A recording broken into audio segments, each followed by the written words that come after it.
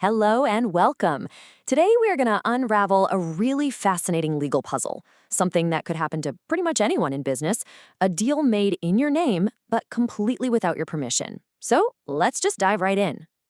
Okay, so let me ask you this. Can you be held to a deal you never actually approved? Or maybe let's flip that around. Imagine someone makes a contract on your behalf, but they had no authority to do it. You find out later and you actually love the deal. The question is, can you legally just claim it? That is the puzzle we are going to solve today. To really get our heads around this, let's break it down into a simple story. It's got three key players, and they're all caught in this classic business dilemma. First up, we've got the principal. Now, for our story, just think of this person as the boss. This is the one with the actual authority, the vision, and, the money. They're the one who's supposed to be calling all the shots. Next, we have the agent. This could be an assistant, a representative, anyone who's supposed to act on behalf of the boss. But in our story, this agent has gone a little rogue. They've made a decision they just weren't authorized to make.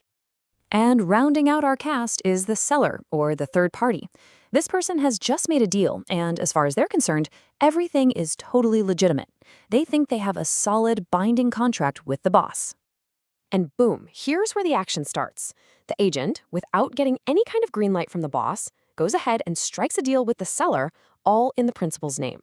So the seller's happy, the agent's made a bold move, but the boss, they have no idea any of this has even happened. So now we get to the really interesting part. The boss finds out about this unauthorized deal. And you know what? Instead of being furious, they're actually thrilled. It's a fantastic deal. And this puts them at a major legal crossroads. So here it is, the million-dollar question. Can the boss just step in and say, you know what, I love it, I'll take it, that deal is officially mine? Can they reach back in time and make that unauthorized contract completely legal and binding? Well, the legal term for doing exactly that is ratification.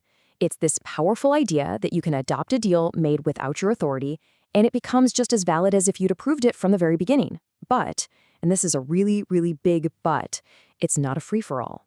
You can't always do it. There are rules. And that leads us to probably the most important rule in this whole discussion, the principal existence rule. Now, this idea comes from a landmark case all the way back in 1901. But don't let the date fool you. Its logic is still absolutely central to contract law today. And the rule itself is actually pretty straightforward. It says, sure, a contract can be ratified, but only if the principal, our boss, both existed and was clearly identified at the exact moment the deal was made. Both of those things have to be true. So let's break that down. It's basically a two-part test. First, when the agent made the deal, did they say they were doing it for a specific boss? And second, was that boss a real, legally existing person or company at that very moment? You need two yeses. Okay. So let's take this old rule and apply it to a super common modern problem. What happens when an entrepreneur signs a contract for a company that hasn't technically been, born yet? This slide really lays it all out perfectly. On the left, it's the easy scenario. An agent makes a deal for a company that's already up and running. Of course, that company can ratify it. It exists. But on the right, this is the classic trap for founders. Imagine you're starting a new company. Let's call it Future Co. You're so excited you sign a lease for an office before you've officially incorporated the business. A week later, FutureCo is officially a legal entity. Can it now ratify that lease? The answer is a hard no. Why? Because at the moment you signed that paper, FutureCo didn't exist. It was just an idea. So you might be thinking, okay, that seems a little harsh. Why is the law so strict about this? And the answer really comes down to two big ideas: certainty and fairness for everyone involved. When you think about it, the logic is pretty solid. For one, it gives the seller total certainty. They know exactly who they have a contract with from day one. It also stops a potential boss from playing games, waiting in the wings to see if a risky deal turns out to be profitable before deciding to jump in and claim it. It's all about making sure everyone is treated fairly and that responsibility is crystal clear right from the get-go. And that leaves us with one final and really important question to think about.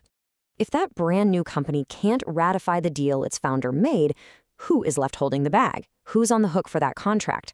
Well, a lot of the time, it's the founder themselves. It's a powerful reminder that in the world of business, timing and legal existence is absolutely everything.